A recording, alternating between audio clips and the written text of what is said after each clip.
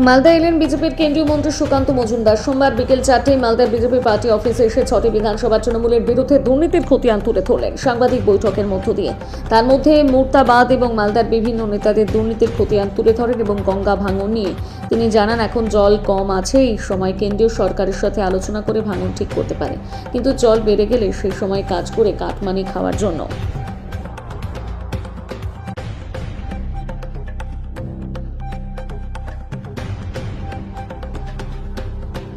70 লক্ষ টাকা তৃণমূলের বিধায়কও 70 লক্ষ টাকা পায়, বিজেপির বিধায়কও 70 লক্ষ টাকা পায়।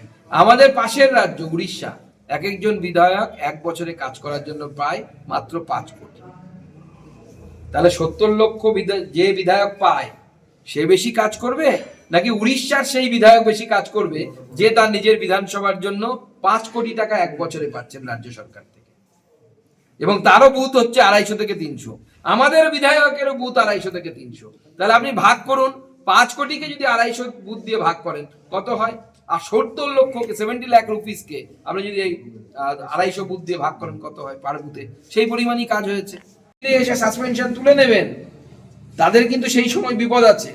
সেই সময় যদি সাসপেনশন হয়, মমতা তো ফিরবেও না, উঠবেও না, সেটা আলাদা বিষয়। আমি তর্কের খাতিরে যদি ধরে নি ফিরে বসে, তাও সাসপেনশন উঠবে না, নির্বাচন কমিশন যতক্ষণ না ওঠাবে। দাদা, বাংলাদেশের যে নির্বাচন উদ্বিগ্ন হওয়ার মতো বিষয়, এবং আমাদের সকলের উদ্বিগ্ন হওয়া উচিত।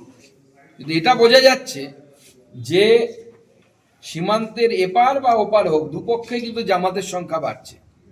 ও পক্ষে আসল জামাত, এক্ষেত্রে তৃণমূলের বোরখা পরা জামাত।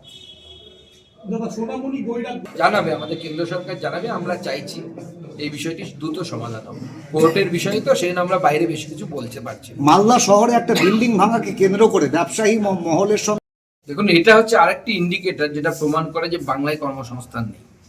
যখনই কোনো রাজ্যে বা কোনো দেশে কর্মসংস্থান কমে যায়, তখনই সেখানে অবৈধ প্রত্যেকের মানুষ তো না খেয়ে থাকতে পারবে না, তাকে তো রোজগারটা করতে হবে, সংসারটা তো চালাতে হবে, ছেলে মেয়ের মুখে ভাত তুলে দিতে হবে।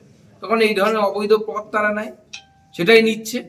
এবং প্লাস এই ধরনের ব্যবসায় কাস্টমারও বাড়ে, যত জব সিকিউরিটি কম থাকে বা জব অপরচুনিটি কম থাকে, চাকরির সুযোগ কম থাকে, তত এর কাস্টমার বাড়ে, মানুষের মধ্যে হতাশা আসে, হতাশা থেকে মানুষের মধ্যে এই ড্রাগ বা নেশা করার প্রবণতা বাড়ে।